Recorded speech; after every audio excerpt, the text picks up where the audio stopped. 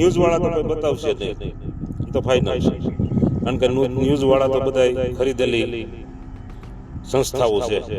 એક આ ભારતીય જનતા પાર્ટીની બે ટીમો હોય એવું લાગે છે. ધારાસભ્ય કે રાજકોટ જિલ્લાના સંસદ સભ્ય કે સુરેન્દ્રનગર જિલ્લાના સાંસદ સભ્ય એક પણ ખેડૂતની વારે આવી નથી આવ્યા. આ લોકચાહી નહીં, આ હિટલર ચાહી છે. શું છે હિટલર ચાહી? બી ટીમ લઈને આવે છે. શું લઈને આવે છે? બી ટીમ. એટલે તમારો જે કાંઈ મતદારો છે, જે કાંઈ ભાજપની વિરુદ્ધમાં થાય છે એના ભાગલા પડી જાય છે, બરોબર છે. અને પાછા સત્તામાંથી એના એ આવે છે. ખેડૂતના ફેવરમાં બોલીએ, ગાય માતાની ફેવરમાં બોલીએ કે ધર્મના વિરુદ્ધમાં બોલીએ તો આ કોમેન્ટો કરવા વાળા અમુક તમને આ હરામીઓ એ તરત મૂકી જાય. એના જન્મદાતા મોદી સાહેબ હોય કે શાહ સાહેબ હોય આપણને તો બહુ ખબર નથી. કારણ કે તરત એને બળતરા ઉતરી જાય. તમે એક શેકડેમ નથી બાંધ્યા. ડેમો તો મોટા ઠીક છે, પણ એક શેકડેમ પણ નથી બાંધ્યા. અને ખેતી બસાવો, અભયારણ્ય બસાવો, ઓલું બસાવો, બસ ખેડૂતને જ કરવાનું. અને ખેડૂત બિચારા તાળીઓમાં પાડશે. અને અંધભક્તો અમુક બધા નહીં, અમુક હવે ડીઝલ પેટ્રોલના આ ભાવ વધ્યા છે તો એને પાકિસ્તાન હરખાવે કે પાકિસ્તાનમાં તો એટલા છે તો ભારતમાં અહીંથી તો ઓછા છે. એટલે ભાઈ ક્યાં કોણે તમને કહી પાકિસ્તાન, ક્યાં બાંગ્લાદેશ, ક્યાં મ્યાનમાર અને ક્યાં એનો બાપ આ ભારત. આ બાપમાંથી આ વિભાજન પડી અને બધા એના દીકરા થયા છે. એટલે દીકરા તો નબળા પણ બાપને તમે એનાથી નબળો પાડવા નીકળ્યા છો. જનેતામાં ધૂળ પડી છે. પેલા તમારા બાપ દાદા ખેતી કરે છે ને એને સોરણીના વેત નથી, બરોબર, પાટલાના વેત નથી રહ્યા. ભાજપ એટલે ભાજપ ને ઓલું એટલે ઓલું.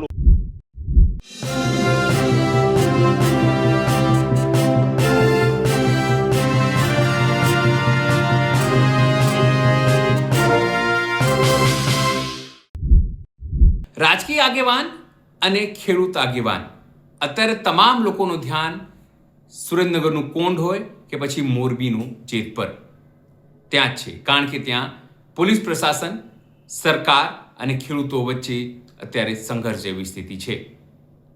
ત્યારે મહત્વપૂર્ણ બાબત એ છે કે લોકો ભાજપના આગેવાનો જે પોતાને ખેડૂતોના હામી હોવાની વાત કરતા હતા એમની રાહ જોઈ રહ્યા છે, તેમને શોધી રહ્યા છે કે તેઓ ક્યાં ગયા. સુરેન્દ્રનગરની વાત કરીએ તો ત્યાં પ્રકાશ વરમોરા ભાજપના ધારાસભ્ય છે. મોરબીની તમે વાત કરો જેતપરની તો ત્યાં કાંતિ અમૃતિયાનું ગામ છે, પણ કોઈ પણ વ્યક્તિ ત્યાં ખેડૂતોને વારે આવવા તૈયાર નથી, શોધ્યાય જડતા નથી. ખાસ કરીને રાજુ કરપડાની ચર્ચા વારંવાર થાય છે, પણ છતાં કોઈ પણ ભાજપનો આગેવાન, ભાજપનો મંત્રી, ભાજપનો સંત્રી, ભાજપના કેબિનેટ મંત્રીઓ કે કોઈ સ્થાનિક નેતાઓ પણ બોલવા તૈયાર નથી. કેમ? એક સવાલ ઊભો થઈ રહ્યો છે કે ભાજપથી એટલું ડર લાગે છે તેમને, કે અદાણીથી એટલું ડર લાગે છે, કે વડાપ્રધાન નરેન્દ્ર મોદી કે અમિત શાહથી એટલું ડર લાગે છે. એ સવાલ અત્યારે રાજકીય આગેવાન લાલજી કોટડિયા પૂછી રહ્યા છે. નમસ્કાર, હું છું ચિંતામણી પુત્ર અનિલ પટેલ. સ્વાગત છે આપનો અમારા કાર્યક્રમમાં. આવો સાંભળીએ લાલજી કોટડિયા અત્યારે શું કહી રહ્યા છે. જય સોમનાથ મિત્ર, લાલભાઈ બોલું જાંબુડીથી. આપણે અત્યારે વાત એવી છે, સોશિયલ મીડિયામાં હાલ્યું છે હમણાં, અને ન્યૂઝવાળા તો કોઈ બતાવશે નહીં, એ તો ફાઇનલ છે. કારણ કે ન્યૂઝવાળા તો બધા ખરીદેલી સંસ્થાઓ છે. એક આ ભારતીય જનતા પાર્ટીની બે ટીમો હોય એવું લાગ્યું છે.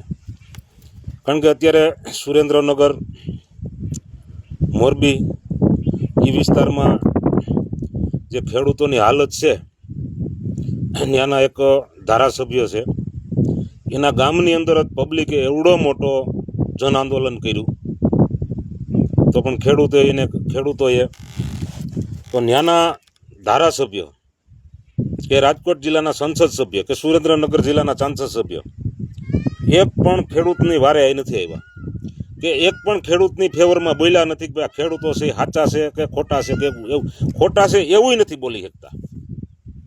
આ તમને કહું, બીક તો જુઓ તમે. કહું આજે એને પબ્લિકે મત આપીને જેને છૂટાવ્યા છે, પબ્લિકે રાતને દી એના સારું મહેનત કરી છે, રાતને દી એની ગાળ્યું ખાધી છે, એના કાર્યકરો હોય છે ને, માને એની કે જમી આવતી છે એના કાર્યકરો હોય છે, એની ફેવરમાં પણ એ કોઈ નથી બોલી શકતા. આ લોકચાહી નહીં, આ હિટલર ચાહી છે. શું છે હિટલર ચાહી? કે એક સમય એવો હતો કે હિટલરની વિરુદ્ધમાં કોઈ બોલી ન શકતા, પણ છેલ્લે એને શું કરવું પડ્યું? સુસાઇડ કરવી પડી, આત્મહત્યા કરવી પડી. કારણ કે અતિની કોઈ ગતિ નથી. ભગવાનને ઘેર દેર છે પણ અંધેર નથી, બરોબર છે.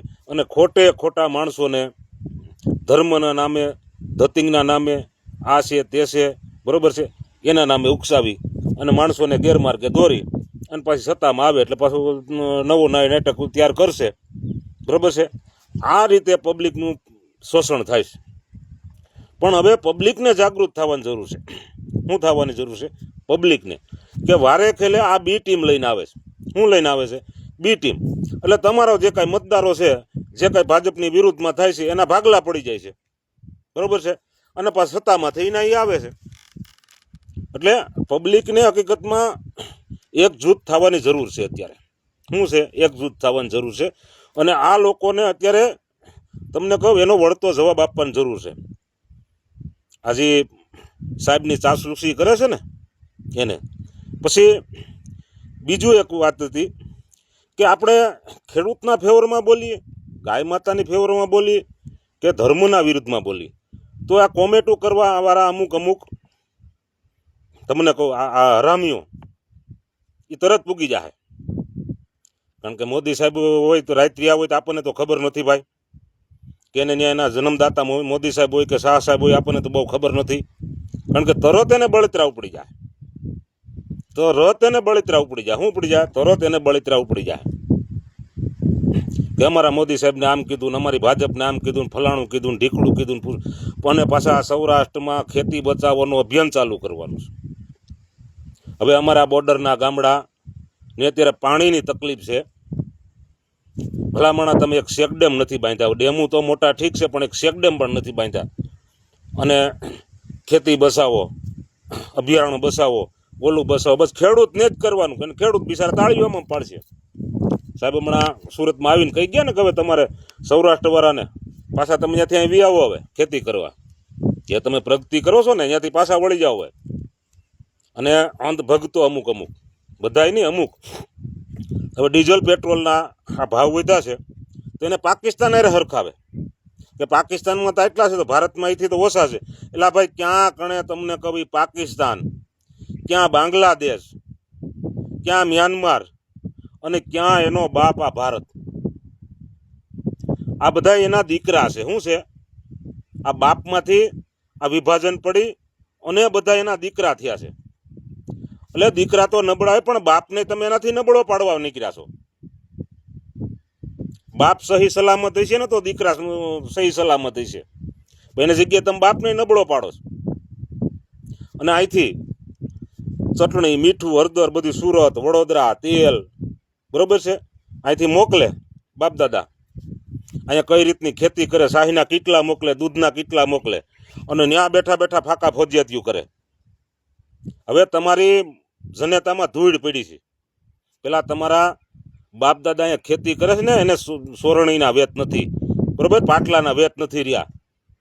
આ તમને કહું આ બિયારણના ભાવ, લોખંડના ભાવ, ટ્રેક્ટરોના ક્યાં ભાવ ગયા, ખાતર બિયારણના ક્યાં ભાવ ગયા, એ તમને કાંઈ નથી દેખાતું. પાછા કોમેન્ટો કરે એ કે અમારે તો અહીંયા કે જે 10 લાખમાં પ્લોટ રાખ્યો હતો અત્યારે 50 લાખમાં વેચાય.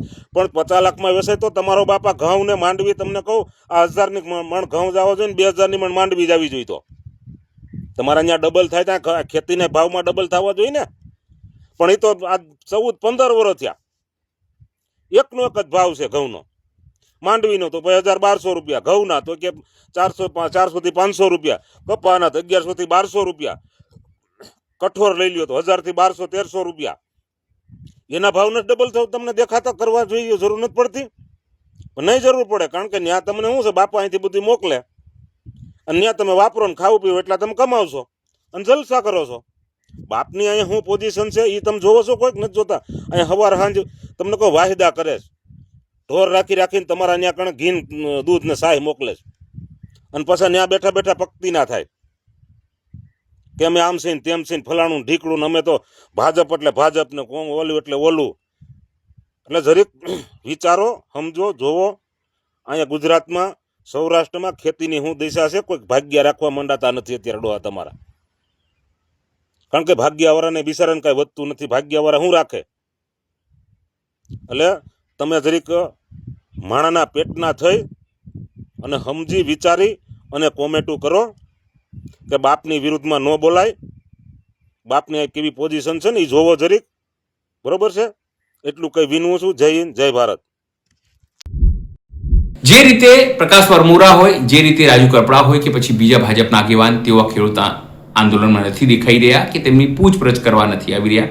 તેને લઈને આપ શું વિચારો છો? જરૂરથી અમારા કોમેન્ટ બોક્સમાં કોમેન્ટ કરજો. એ સિવાય અમારી યુટ્યુબ ચેનલ લાઈક કરો, સબસ્ક્રાઇબ કરો, બેલ આઇકન દબાવો. સાથે અમારા ઇન્સ્ટાગ્રામ પેજ અને ફેસબુક પેજને પણ તમે લાઈક અને સાથે ફોલો કરશે તો અમારો ઉત્સાહ વધશે. સાથે અમારી વેબસાઇટ છે www.gujaratpress.in, ત્યાં પણ જઈને તમે વધુ અપડેટ થઈ શકો છો. અત્યારે માટે બસ આટલું જ. નમસ્કાર.